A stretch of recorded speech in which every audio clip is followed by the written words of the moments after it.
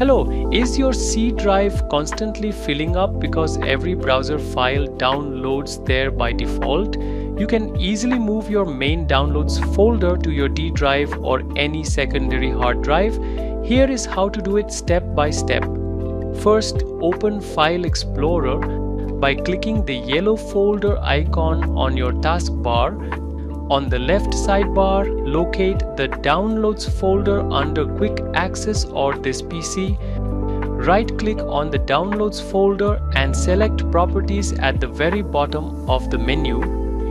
In the Properties window that pops up, click on the Location tab at the top. Now click the Move button in the center. Select a folder on your D drive where you want your downloads to go and click Select Folder. Finally, click Apply at the bottom right and click Yes when Windows asks to move all your existing files to the new location.